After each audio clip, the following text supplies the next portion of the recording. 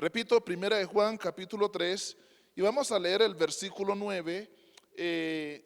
Hoy no voy a hacer toda la lectura porque quiero aprovechar más el tiempo que me voy a echar leyendo, pues lo vamos a ir explicando.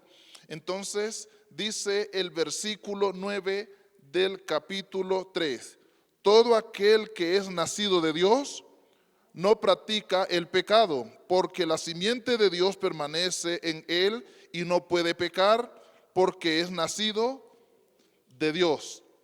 Bueno, nuestro tema, para los que toman nota y para que también lo puedan recordar, lo he llamado las características de los hijos de Dios. Cuando hablamos de características, pues me refiero en realidad al carácter de la persona, al comportamiento de la persona, a la actitud de la persona. Esto dice mucho cuando nosotros observamos a un ser humano, a una persona. En este caso me refiero a la forma en que la persona asume las diferentes circunstancias y las situaciones que les toca enfrentar a diario, y los resultados se verán al final. Entonces, cuando se presentan momentos, llamémosle momentos buenos, allí nosotros vemos la actitud de la persona, y cuando se presentan momentos malos, también nosotros vemos las actitudes de las personas. Hay personas que cuando algunos pasan por un momento bueno o pasamos, a ellos no les agrada, les cae mal que usted pase por un buen momento. Hay personas que se molestan porque Dios lo bendice. Hay personas que se desagradan porque a usted le está yendo bien. Eso sí sucede. Y uno dice, pero ¿por qué si se supone que deben de alegrarse? Pues bueno, ahí está la sorpresa. Eso habla de la persona. Y hay unos que cuando usted está pasando por un momento malo, se alegran y dicen, bien merecido, por algo andan las ranas bajo las piedras. Bueno, mejor dicho, los sapos. Ellos son los que más se meten bajo las piedras. Usted pasa por un momento malo y algunos se gozan, algunos se alegran, algunos celebran. Esto habla mucho de esa persona y no lo podemos creer, pero hay muchos así, que no se gozan cuando usted se goza y se alegran cuando usted le va mal. Pero hay otros que se gozan con el que se goza, se alegran con el que se alegra y no se goza del mal que le viene a algunos. Hay personas que es feliz viéndolo prosperar a usted. Hay personas que es feliz viendo que crecemos, que nos va bien, que surgimos, que algo se nos da. Hay personas que se alegra de vernos sonreír. Hay personas que se afligen cuando algo nos sale mal y dice, ay Dios mío, ten misericordia, ayúdale a esa mujer, ayúdale a ese varón. Hay personas que se duelen con los que se duelen, y esos son los hijos de Dios, los que se alegran por el bien de otros, los que desean y anhelan el bien de los demás. Esa es la característica de los hijos de Dios. Lloran, con los que sufren, no se alegran del mal ajeno, antes oran y piden a Dios misericordia. Esas son las características principales de los hijos de Dios.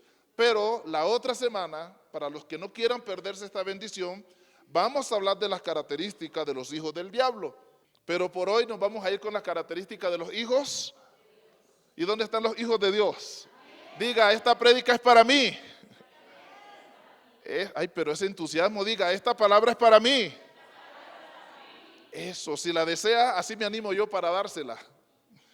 Y vamos entonces a entrar en algunos detalles. El primer versículo, que viene siendo el versículo 9, característica de los hijos de Dios. Entonces, el hijo de Dios no se deleita en practicar el pecado ni en la maldad. ¿Qué dice el verso 9? Todo aquel que es nacido de Dios no practica el pecado, porque la simiente de Dios permanece en él y no puede pecar porque es nacido de Dios.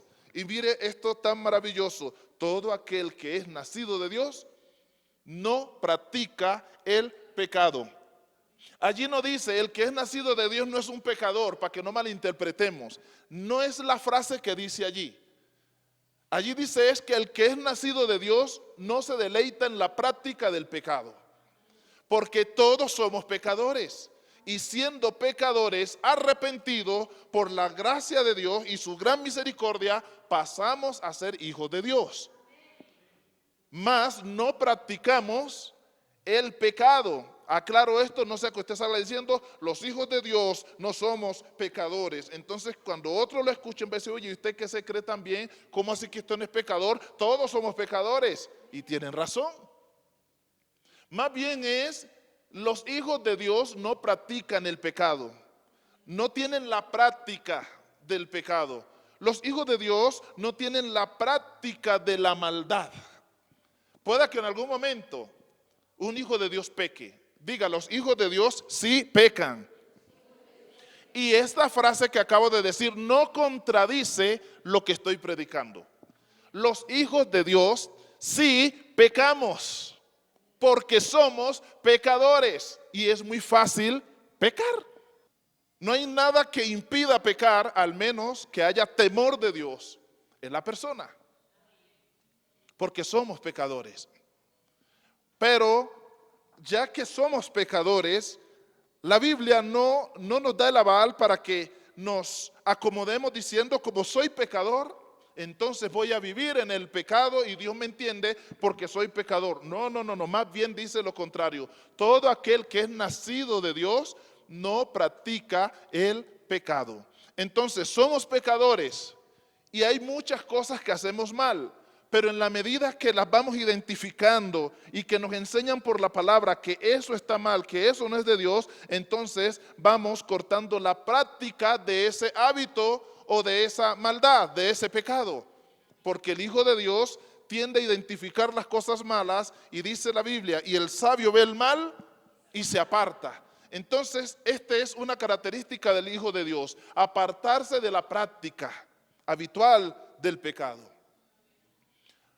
Hay personas que son de Cristo, hay personas que son de Dios, van a las iglesias, venimos a las iglesias, pero si no hay una palabra que nos enseñe, posiblemente tengamos muchos hábitos malos, muchas prácticas del pecado y convivamos con ellas porque no hay nada que nos reprenda. Ok, somos hijos de Dios, es bien, mas la Biblia enseña que si ya usted y yo nacimos de Dios, ya hay un sello en nosotros, ya el temor de Dios está en nosotros, ya se ha generado un nuevo nacimiento, ya hay una nueva simiente en la persona. En otras palabras, ya es nueva criatura el que es nacido de Dios. Y pues una nueva criatura tiene muchas cosas nuevas para bien, porque la vieja ya está construida, ya está desarrollada en sus hábitos y maldad.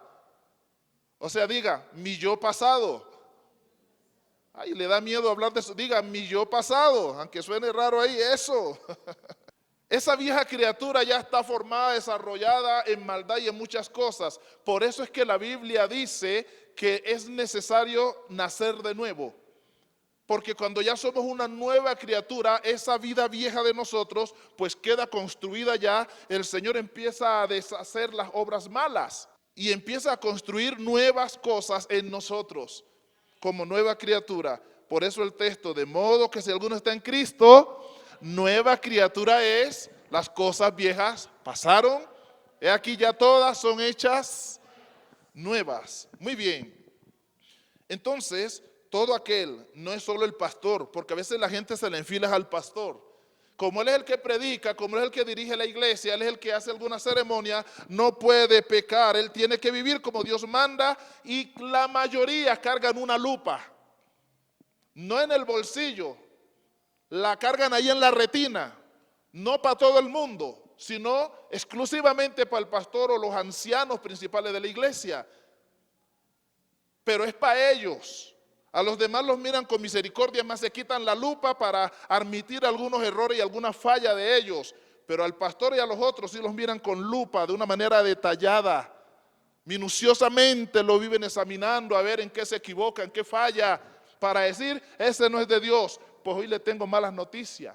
Si el pastor anda pecando y practicando todo tipo de maldad y pecado, no es de Dios. Y si usted también hace lo mismo, no es de Dios.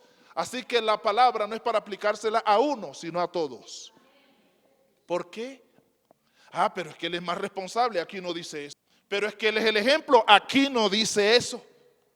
Aquí lo que dice es, todo aquel que es nacido de Dios no practica el pecado. La frase todo aquel nos incluye a todos. No está exonerando a ninguno. O sea que esta palabra nos pone a todos bajo la lupa. Con la misma que miran al pastor, te están mirando a ti. Todo aquel que es nacido de Dios no practica el pecado. Y es cierto. Nosotros todos, antes de conocer del Señor, pues siempre hemos sido pecadores, pero teníamos unos extremos y unos designios como en los días de Noé, de continuo al mal. Solo que nosotros no le llamábamos mal, pero nos preparábamos para las batallas, nos preparábamos para tratar mal con el tema de me preparo para defenderme. La gente sin el temor de Dios trata de ser aventajada en todas las cosas. Sin el temor de Dios somos injustos, porque aunque podemos hacer justicia y ser correctos, no lo somos muchas veces. Sin el temor de Dios estamos prestos al mal. Uno que otro principio mantenemos, pero son más las cosas malas que las cosas buenas. Eso nos pasa cuando vivimos sin el temor de Dios. Y los planes que hacemos, observe, por lo general no glorifican al Señor. Más bien pensamos, a mí el que me las hace, me las paga. Y aplicamos un texto bíblico a nuestro favor. Y la Biblia dice, ojo por ojo y diente por diente. ¿Sí o no? Acomodamos la palabra para irnos llenando de soberbia y decimos, a mí me fallan y que los perdone Dios, yo no. Ese es el comportamiento de una persona sin el temor de Dios. Y ni menciono los otros planes que hacemos porque aquí todos tienen el pasado allí. Todo el mundo recuerda su pasado y su historia. ¿Para qué hablar en detalle de algunas cosas? Pero todos teníamos pensamientos y designios de continuo al mal, a la maldad. Mas sin embargo hemos notado, y me coloco como ejemplo, porque yo tenía mis propias maldades, mi propio pecado, mis propios planes, tenía mis designios y eran claros, eran objetivos para mi vida. Así lo había decidido y me gustaba lo que quería hacer en la vida. Pero cuando ya conocemos al Señor, llegamos así, lo que no sabemos es que Él nos va a cambiar. Y cuando escuchamos la palabra, empezamos a entender que nuestros pensamientos no son correctos y que ya hemos hecho males y que hemos pecado. Y empezamos a entender cantidades de cosas. Y en ese momento empezamos a tomar nuevas decisiones y a anular a algunos planes de nuestras vidas, porque nos sentimos confrontados por la palabra de Dios. A eso se le llama el temor de Dios. Ha comenzado a llegar a nuestras vidas. El temor de Dios ha comenzado a apoderarse de nuestras vidas. Y esto le pasa a todo ser humano que se acerca a Dios y es consciente de su condición de pecado. Y en ese momento, cuando empezamos a conocer a Dios, nuestros planes comienzan a cambiar. Entonces, somos pecadores, practicábamos algunas cosas, pero estoy convencido, lo digo por mí, por mucha gente que conozco, que en la medida que van conociendo a Dios, la práctica del pecado es menos. Es más, hay cosas que se quitan de una vez de nuestras vidas. Por ejemplo, ejemplos básicos. Uno llega siendo un borracho a la iglesia, a los caminos del Señor, y eso es normal, allá afuera en el mundo. Es más, allá nadie los critican por ser borracho, no, nada. Pero uno llega y la Biblia dice que los borrachos no heredarán el reino de los cielos, no prosperarán, no serán respaldados, no serán abrazados por Dios, los borrachos. Entonces ya uno dice, o sea que a Dios no le gustan mis borracheras. La palabra dice, no. Entonces dice uno, o sea que yo tengo que dejar de beber para agradar a Dios. La palabra dice, sí. ¿Y qué hace la gente si teme a Dios? Sin ser el evangélico más santo y más convertido. No, si teme a Dios, oye esto y dice, yo me voy a apartar del licor. Pero la persona también tiene otro problema, roba. Entonces, ya dice la palabra, y el que hurtaba, no hurte más. Y dice uno, uy, ¿en serio? Pero esa es mi forma de ganarme la vida. El que hurtaba, no hurte más. Uy, entonces ahora ¿qué voy a hacer? El que hurtaba, no hurte más. Entonces dirá, Dios sabrá cómo me sostiene, pero no hurto más. Comienza a cambiar. ¿Sabe por qué está cambiando? Porque la simiente de Dios ya está en él. Eso es lo que dice el versículo 9. Y esto es lo que le da fuerza para decir, todo aquel que es nacido de Dios no practica el pecado. Y aunque sea un pecador, va dejando la práctica del pecado y de los malos hábitos. Dígale que está a su lado, te es necesario nacer de nuevo. Te es necesario nacer de Dios. Es lo único que nos va a ayudar a evitar la práctica del pecado. Ahora bien, si una persona no nace de Dios y quiere dejar de pecar, le es imposible. Porque usted dice no y el pecado dice sí. Y como el pecado es como un monstruo muy gigante y va en la naturaleza humana y estamos en la carne y la carne es el vehículo del pecado, pues él nos va a dominar si no estamos en Dios. Por eso mucha gente dice, yo no vuelvo a cometer ese error nunca, y vuelve y lo comete. Hay personas que llorando piden perdón, pero arrepentidos, pero como no está sometido a Dios, vuelve y cometen el error, siguen fallando. Y yo los entiendo, claro que sí, la Biblia lo dice, pues están bajo esa naturaleza caída, no hay un nuevo nacimiento en esa vida, claro que se van a cometer muchísimos errores. Por esta sencilla razón, se le dice a las personas, debes conocer a Jesús, debes de entregarle tu vida al Señor. Te invito al culto. Hoy es un día especial, Dios puede cambiar tu vida. Y empezamos a darle ese tipo de palabras a las personas y la gente dice, es cierto, yo pido perdón a cada rato y la frase correcta acá en la sociedad y la sigo embarrando. Yo vivo pidiendo perdón y a veces dice la pareja, sí, usted siempre pidiendo perdón, no hay quien lo agarre pidiendo perdón, pero usted sigue siendo la misma persona. ¿Qué me garantiza? Que hoy le perdone y usted no va a volver a fallar. No, yo no vuelvo a fallar, y vuelve y falla. La naturaleza caída. Entonces, lo que nos va a ayudar para que evitemos la práctica del pecado es la simiente de Dios. Lo que nos va a ayudar es nacer de Dios. Y nacer de Dios es entregarle nuestra vida al Señor, como ya lo hemos hecho. Es decirle, Señor, estoy en toda mi fuerza, pero te la entrego a ti. El mundo entero es mío, pero yo te doy mi vida. ¿Qué quieres que yo haga? Aunque humanamente sé lo que voy a hacer y lo que quiero hacer. Pero hoy te pregunto, ¿qué quieres que yo haga? ¿Qué quieres de mí? Esto es nacer de Dios. Y aquí está el manual de Dios. ¿Qué quieres que tú hagas y qué quiere Dios que no hagamos? Allí nacemos de Dios.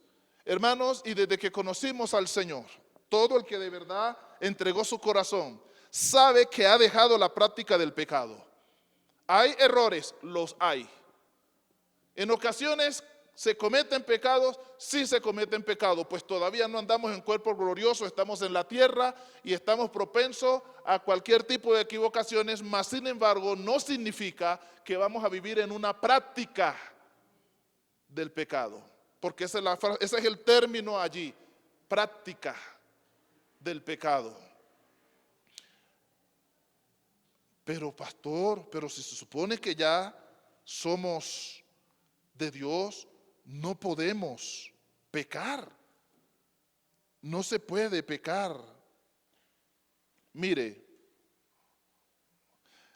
aquí en Juan, capítulo 2 dice que los hijos de Dios sí pecan, pero estamos leyendo más adelante donde dice, pero no deben andar en la práctica del pecado, pero los hijos de Dios sí pecan.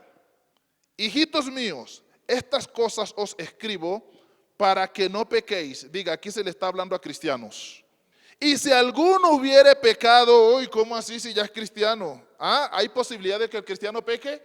Claro que sí. Y si alguno hubiere pecado, abogado tenemos, ¿se incluye él también? Sí, claro, se incluye él también. Abogado tenemos para con el Padre a Jesucristo el justo. O sea que Jesucristo aboga por los cristianos que han pecado. Sí, claro que sí. Mas este mismo Juan nos está diciendo en el versículo 9 del capítulo 3, mas el que es nacido de Dios no practica el pecado, no se deleiten, no se escondan en el pecado, no se refugien en el pecado. Sí, somos pecadores, pero entendamos, si hemos pecado tenemos un abogado, se va a resolver el problema, pero no vivamos en la práctica del pecado. Porque ya está la simiente de Dios. Además dice que la simiente no le deja, significa que siempre hay, ¿cómo se le llama esto? Una reprensión. Todo lo que usted vaya a hacer que esté mal, todo, aunque lo puede hacer si quiere, más Dios en su vida le va a decir, no lo hagas. Usted le falla y dice, esa persona me las paga, y usted dice, me las paga, y Dios le dice, no paguéis mal por mal. Dejad que la venganza es mía, dice el Señor. Yo daré el pago, dice el Señor. Y uno dice, ok, mi designio dice que tome represalias, pero mi Señor me dice, dejad, yo daré el pago. Entonces, ¿qué hago? Le doy el lugar a Dios, porque ya Dios está en mí. Cuando yo voy a pecar, Él me habla y me dice, detente, deja todo en mis manos, no cometas la falta, ten cuidado, eso no es correcto. Mire, es tan cierto que estando yo muy nuevito en el Evangelio, pero de corazón, metido con el Señor allá, y no es que era grande ni brillaba en la iglesia, estaba como cualquiera que se sienta en una silla y no es importante para muchos, pero mi corazón estaba metido en Dios.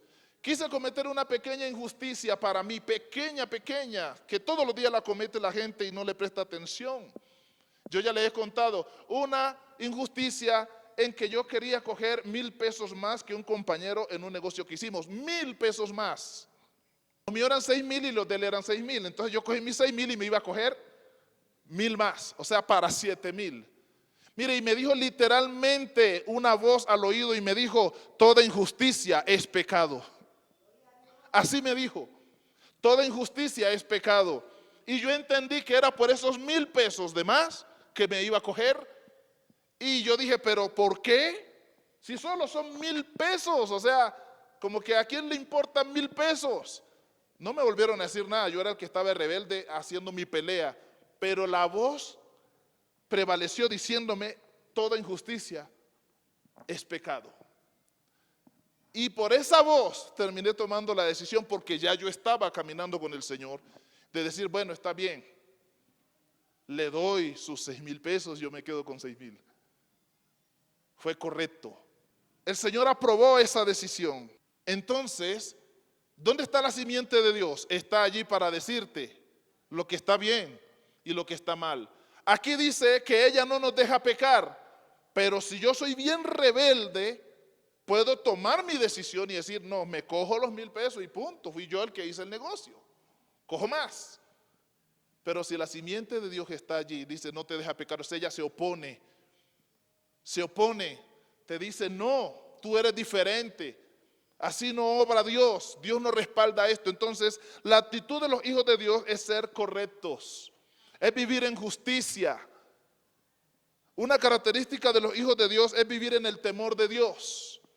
Entonces, texto de poder, todo aquel que es nacido de Dios no practica, diga, el pecado, porque la simiente de Dios permanece en él y no puede pecar porque es nacido de Dios. Entre más nos congreguemos, entre más busquemos a Dios, entre más oremos, entre más recibamos la palabra, la simiente de Dios será más poderosa en nosotros y no nos deja pecar.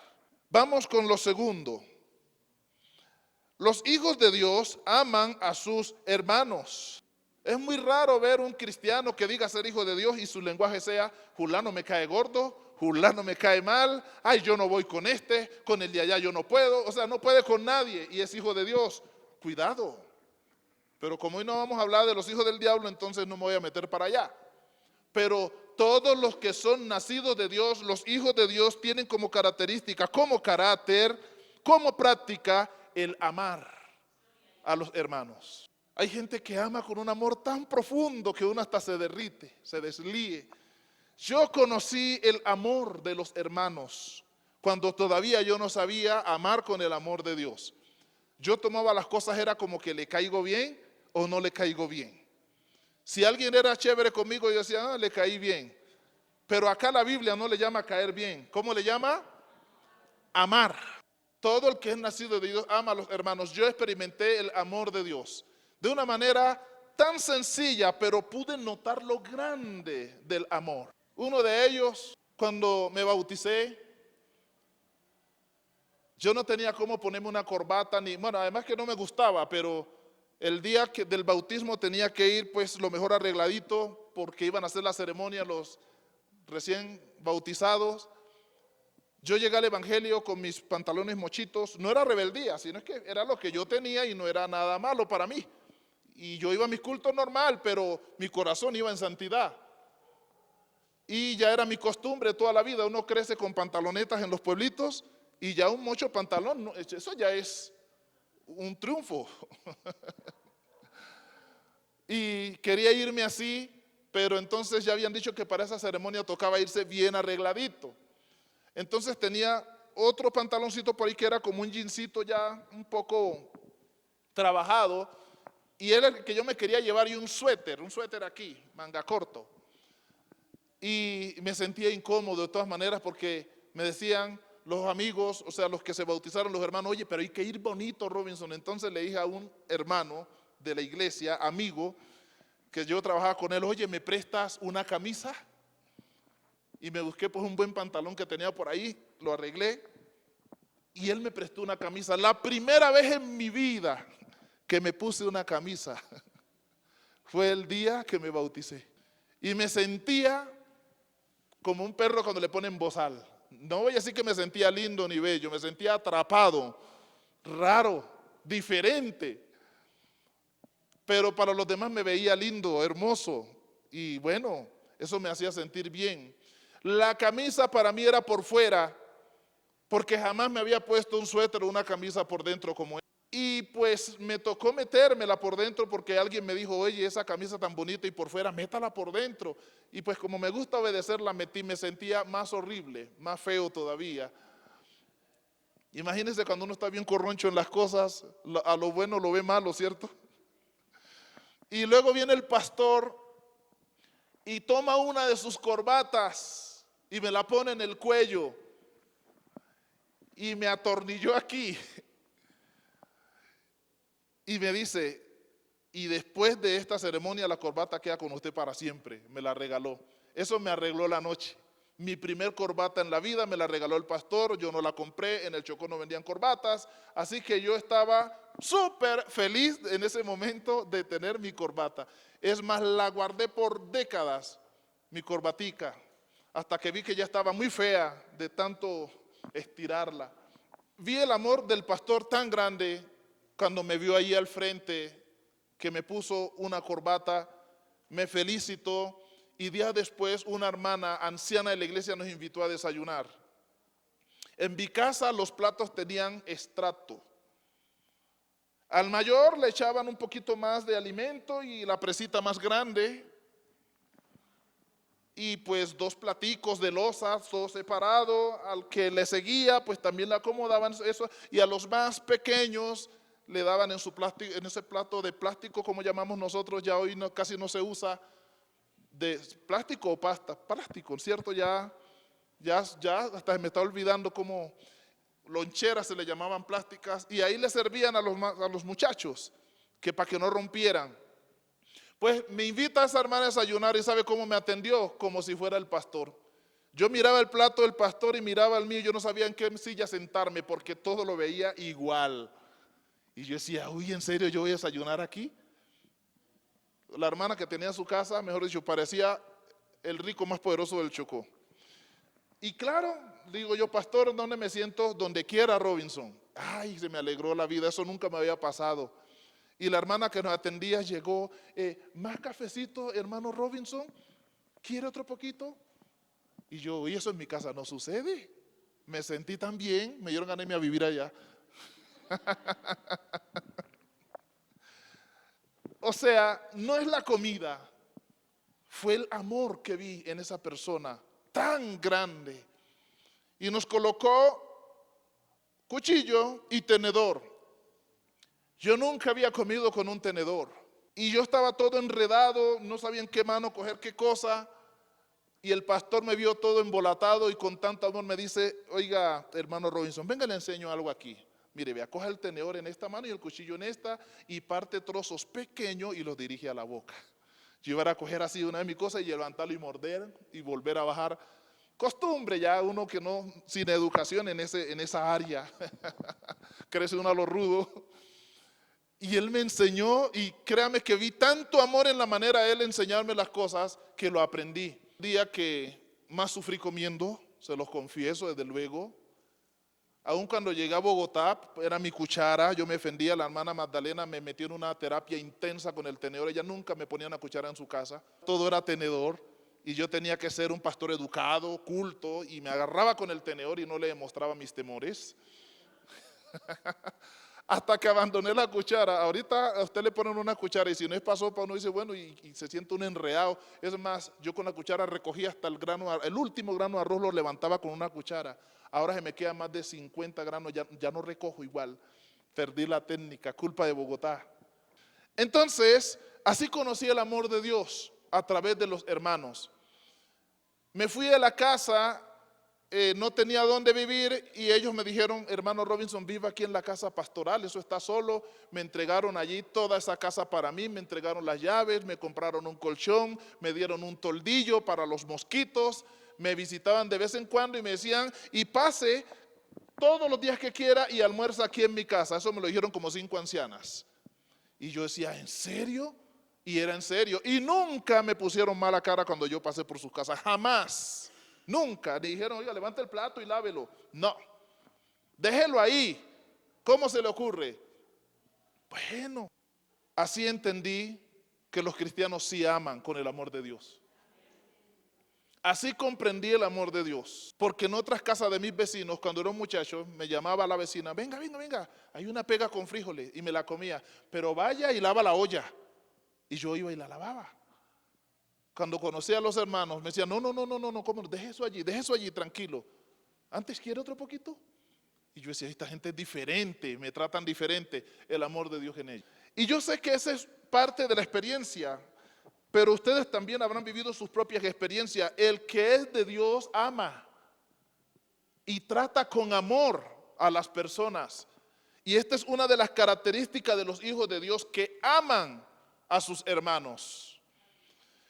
Ahora, no es que usted diga: oye, tienen que amarme, eso suena raro. Tiene que nacer del corazón de la persona el deseo de amar a los demás, porque esa persona ya es nacida de Dios. Miremos un versículo que sustenta esto. El versículo 11. Porque este es el mensaje que habéis oído desde el principio, que nos amemos unos a otros. ¿Cuál es el mensaje? Que nos amemos unos a otros. Gloria a Dios. Esto es poderoso, porque al evangelio llegamos con rencores, con heridas, con orgullos. Llegamos de una manera intolerables. No sabemos amar, ni soportar, ni tolerar a nadie. Y a veces nos quedamos así en ocasiones. Pues el mandamiento del Señor ha sido este: amaos los unos a los otros. Y a mí me tocó aprender a amar, porque pues yo no llegué amando a todo el mundo. Está bien que, vamos a admitir, a uno no le cae bien toda la gente y nunca le han hecho nada a uno, pero hay personas que te quieren dar un abrazo y tú no quieres que te abracen. Y la persona viene con el amor de Dios, quiere mostrarte su amor dándote un abracito y uno no quiere que lo toquen. Así llegamos a veces. Hay personas que quieren practicar el ósculo santo y te quieren dar un besito en la mejilla y uno se pone así, grandote, porque no quiere que tener ese tipo de contacto. Otros le buscan charla a la persona: oye, ¿cómo está? ¿Dónde vive? Dios te bendiga. Y uno todo escéptico, porque quiero mantenerme en mi espacio. Otros dicen, oiga hermano, lo invito a tomar una gaseosa ya que acabó el culto, usted toma tintico, vamos y tomamos algo. Y usted, no, gracias, no, gracias. O sea, en ocasiones la persona está haciendo todo lo posible por mostrarte el amor de Dios, por rodearte con el amor de Dios, con los mejores gestos posibles. Y llegamos todos escépticos nosotros muchas veces, no nos dejamos apreciar porque no estamos acostumbrados al amor de Dios. Y así como rechazamos, pues eso da testimonio de lo que somos nosotros por dentro. Y la palabra dice que el mandamiento es que nos amemos los unos a los otros. Más de uno estará diciendo, pero yo puedo amar, pero no tienen que estarme cuchichando y todo eso. Amados hermanos, cada persona tiene una forma y un gesto de manifestar el amor de Dios en su vida. Y no podemos cortar con una tijera a todos los demás. Unas ancianas, imagínense, uno bien vanidoso en su juventud, que le va poniendo ojo a las jóvenes. Y venían unas ancianas, las que llamamos viejitas, porque ya estaban en esa línea. Y su peinado era que se enrollaban el cabello así como podían, y tú que lo guardaban allí, y así sus turupos, uno no veía nada de belleza. Y venían así, hermano Robinson, Dios lo bendiga, hermano, y me atrapaban. Y yo me sentía como maltratado, como que, uy, no, y que lo abrazan tanto a uno. Pero cuando una joven me decía, Dios lo bendiga, hermano, me caía bien. Ahí es donde uno descubre que uno tiene problema en su corazón, que a uno sí está aceptando. Ahora, claro, no es que estaba enamorado, pero uno me caían bien y a otro que yo decía, no, esa abrazadera no. Entonces no es que no me gustaban los abrazos, era dependiendo de quién vinieran. Diga, eso estaba mal. Porque aquí el mandamiento es que nos amemos los unos a los otros. Ese beso de esa joven eran bonitos. Uno sí se agacha, claro. Cuando era la anciana uno se coge así, se tiembla así. Y luego toca aprender el amor de Dios. Así que yo he recibido demasiados besos en mi vida y el 90% ha sido de las ancianas. Me dieron tantos picos que llenaron el vacío de mi corazón. Era pico en la calle, pico en su casa, pico en la iglesia y pico por todos lados. Esas viejitas no me dejaban en paz. Hasta que ya me dije yo, me domaron. Alabado sea el Señor, no. El amor de Dios empezó a entrar a mi corazón. Empecé a aprender por la palabra que teníamos que amarnos los unos a los otros, que teníamos que aceptarnos los unos a los otros, que teníamos que valorarnos, porque así es que funciona la iglesia del Señor, sin acepción de persona. El versículo 14 tiene algo especial. Nosotros sabemos que hemos pasado de muerte a vida en que amamos a los hermanos. El que no ama a su hermano permanece en muerte. Ahora aquí está el testimonio de los hijos de Dios. ¿Cómo sabemos que ya no somos hijos del diablo? ¿Cómo sabemos que ya no pertenecemos a las tinieblas? ¿Cómo sabemos que andamos en vida nueva? ¿Cómo sabemos cuál es el termómetro que mide esto? En que amamos a los hermanos.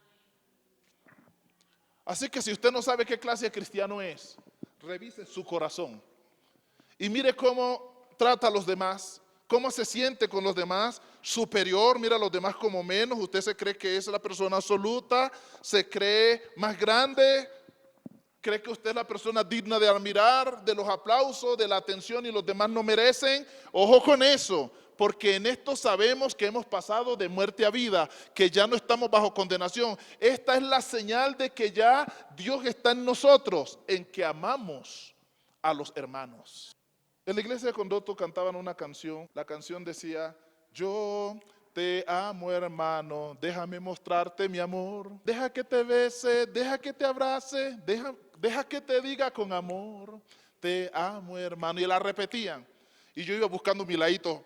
Para pa pa pa pa, para pa pa pa pa. Y iban las ancianas, déjame decirte con amor. No podía escapar de ellas. Y sí que me correteaban, bendito sea el nombre del Señor. Ya todas murieron, no hay una sola. Desde entonces ya me toca mendigar un poquito.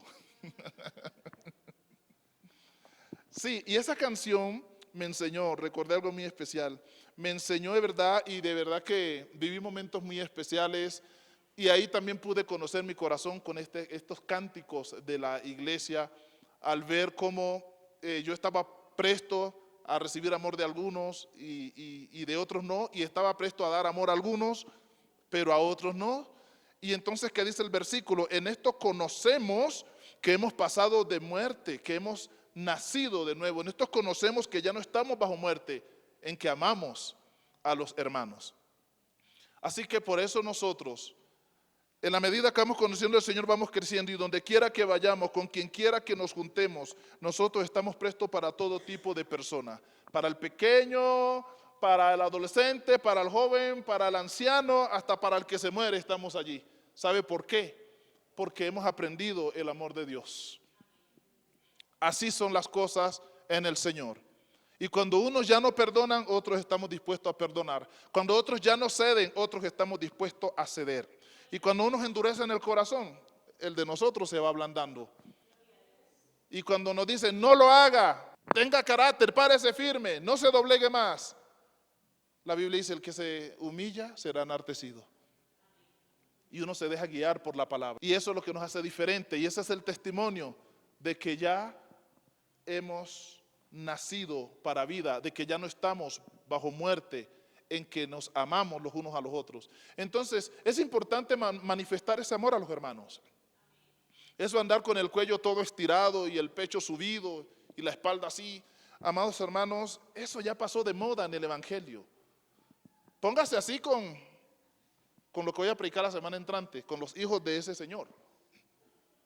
Pero con los hijos de Dios, ¿para qué orgullo y arrogancia? Hay que respetar, pero ese no es el tema. Estamos hablando de lo que debemos hacer, de lo que la Biblia dice que debe ser el comportamiento. Entonces, hay que amar al hermano. ¿Cuántos sufren de asco? O son asquientos, como se dice la frase. Ahora, no se la vayan a dar aquí por la predica que estoy dando, que nadie sufre de asco. Yo soy el primero. Y demasiado. Pero, aunque eso está en mucha gente, por amor se acceden a muchas cosas. El amor. A veces se visitan ancianos o personas que ya están en unas condiciones deplorables, y usted los visita no para que le den nada, porque ni se pueden valer, y ellos le dicen, deme un segundo, voy a la cocina, y se van arrastrando esas chancletas y vienen con tembladera y le traen a usted un agua de panela y el pocillo un poquito con grasa y todo, y uno dice, uy no, pero mire el gesto, por amor a esa persona la recibimos y nos las tomamos. ¿O usted le despreciaría?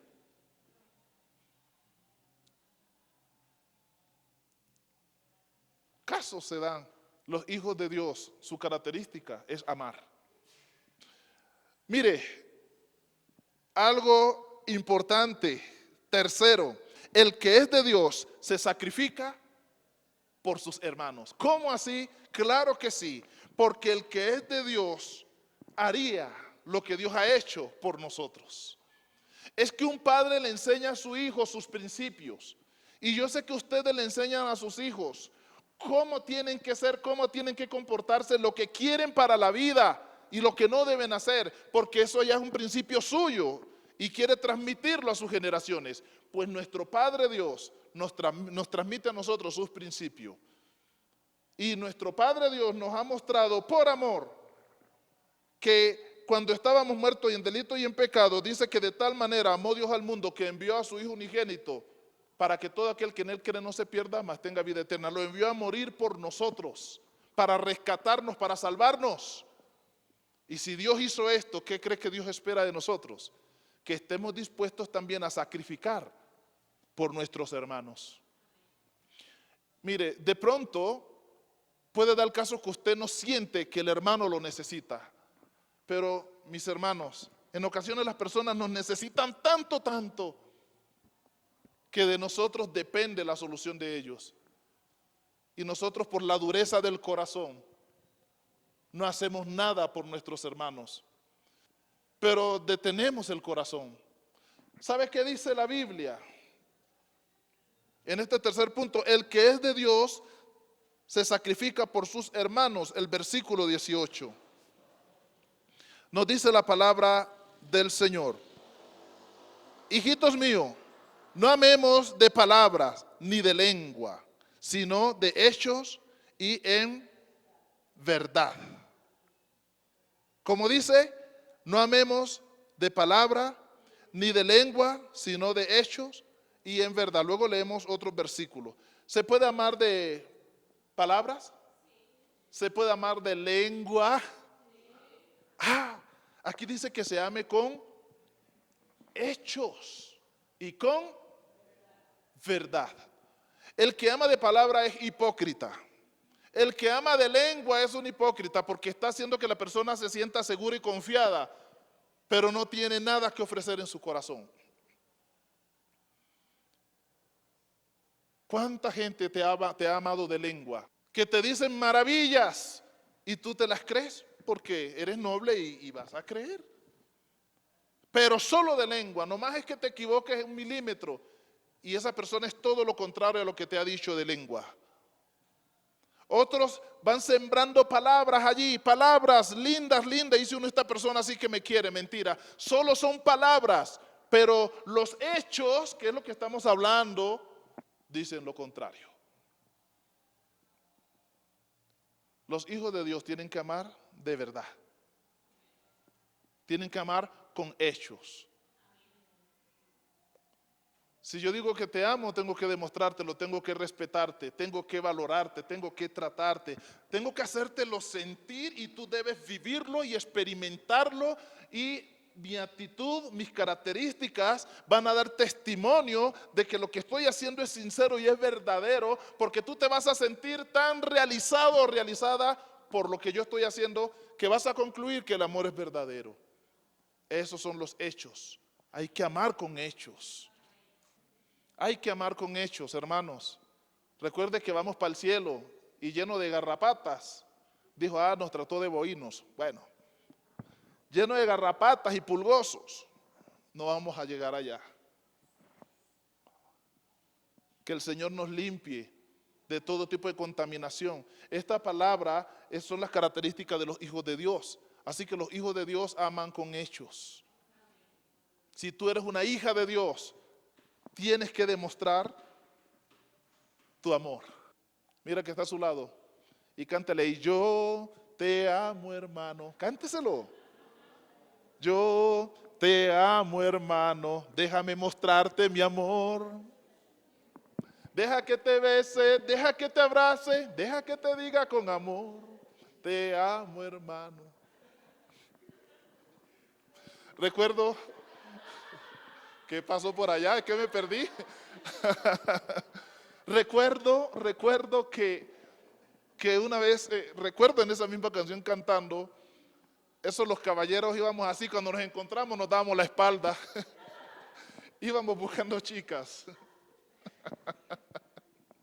Pero ¿saben que los ósculos santos también son para los varones? ¿Sí o no? Algo con lo que no hemos podido nunca en Colombia. Y es que si la cantamos y salimos a practicarlo, nos vamos a encontrar aquí con Beto y yo sé que nos vamos a reír y hacer y vamos cruzando. Porque así son las cosas. Pero el ósculo santo es entre hombres y mujeres. Solo que así se siente raro por la cultura cuando entre hombres nos rozamos las mejillas. Aunque mi hijo a veces me hace unas así grandes como está, que siento que me prende en llama y en tormenta. Se me bota encima, me da un abrazo y me da un beso y yo, ay, amén, hijo. Y yo quítese ya, pero ya no sea tan cansón, hombre. Pero para no hacerle sentir, me aguanto. Y mi papi, aunque él exagera, él como que él sabe, él presiente, pero toca. El ósculo santo diga, es para todos. Y en santidad. Ahora, no es que varón, no es que te vas a tirar picos y abrazos ahorita para que salga. No, mentira. Si lo quieres hacer, hermanos, venga a tu reino, a mi vida. Bueno, seguimos. Aquí hay algo importante, entonces. El que es de Dios se sacrifica por sus hermanos. La persona está atenta a la necesidad de su hermano y dice, esta persona me necesita, aquí estoy, ¿qué puedo hacer por ti? Y eso que sea verdadero, que en ocasiones uno le da miedo que puedan hacer por uno, pero el hermano está dispuesto a hacer lo que sea por ayudarte, por verte bien. Esos son los hermanos que queremos, es lo que la Biblia está diciendo que debemos ser. Amén. Que sea sincero, de verdad. En ocasiones estamos dispuestos a hacer lo que sea por la persona cuando estamos ardiendo en ese amor, que las personas ni se lo creen, pero sí es cierto. Por el amor de Dios se pueden hacer maravillas con nuestro prójimo. El ejemplo, el samaritano, ¿recuerdan? Que no voy a entrar mucho en él, pero estaba ahí herido. Ese se iba a morir, literalmente se iba a morir. Y muchos lo dejaron allí, los hijos del diablo. Pero vino un buen samaritano y ese sí se sacrificó, se bajó, lo montó en su asno, por decir así, y vendó sus heridas y lo llevó al hospital o al centro de salud en aquella época y dijo, cuídelo, no importa cuánto gaste invirtiéndolo para levantarlo, métale todo lo que sea necesario, que cuando yo regrese lo que se haya ido de más, se lo pagaré, yo se lo pago, no le cobre a él. Eso fue lo que hizo el buen samaritano y el Señor dice que así debemos ser nosotros, misericordiosos, amorosos con el que nos necesita, al punto de sacrificar nuestro caballo, nuestro carro, nuestro bolsillo y nuestro tiempo por ver bien a la persona. No es que esto tiene que cambiar ahora, hermano, según la Biblia siempre debió de ser así, que la maldad ahora es tan grande, pero si queremos agradar a Dios, tenemos que amar como Dios ama. Y el amor de Dios no cambia porque el mundo se vaya corrompiendo, el amor de Dios sigue siendo el mismo. Nosotros también debemos de amar como Dios ama y sacrificarnos como Dios también ha sacrificado por nosotros. Amén, hermanos. Los hijos de Dios aman con hechos y en verdad. Yo quiero que miremos algo importante. Vamos a leer el versículo 23. Este es su mandamiento, que creamos en el nombre de su Hijo Jesucristo y nos, ¿cómo? Bueno, ¿cómo nos amó el Señor? Aquí ya somos creyentes, ya, por eso estamos aquí. No voy a decir hay que creer, ya creemos. Pero ¿cuál es el mandamiento? ¿Hacia dónde nos lleva realmente el versículo? Que nos amemos los unos como Él nos ha amado. Cosa dura tener que amar al otro así como así, ¿cierto? Pero debemos amarlo. ¿Usted podría sostenerle la mirada a su hermano 30 segundos? Inténtelo a ver. ¿No le saltó el ojo? ¿No le brincó para un lado? Este es el mandamiento. Quiero que le diga una palabra al que está a su lado, en el nombre del Señor desde luego, pero una palabra buena, de amor, que levante. No le vayas a decir, por cuanto esto hiciste, maldita será sobre todas las bestias del campo, no. Ese es un texto bíblico de la palabra, pero no. Mira a su hermano y dígale una palabra bonita, a ver. Deme un aplauso fuerte al que vive por todos los siglos.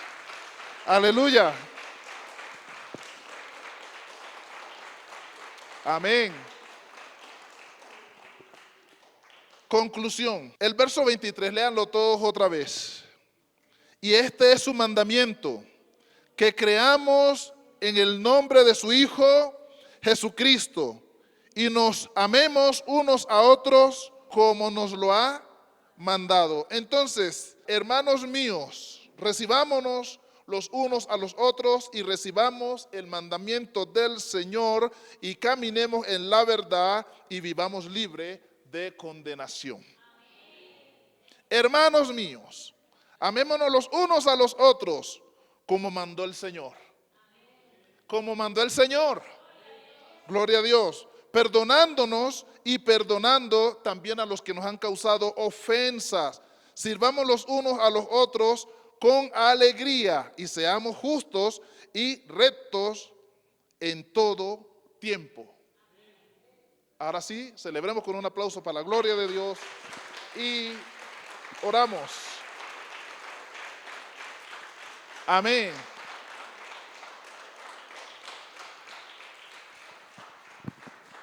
Le invito entonces a ponerse sobre sus pies y va a meditar en esta palabra de hoy.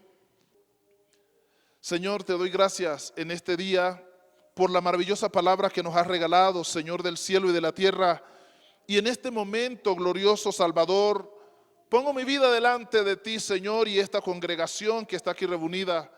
Señor, y ante tu palabra nos humillamos, Rey de Reyes y Señor de Señores. Y te decimos hoy, poderoso Señor, que nos perdones si habiéndote conocido hemos sido apáticos, Señor, con las personas. Hemos sido, Señor, siempre con escepticismo.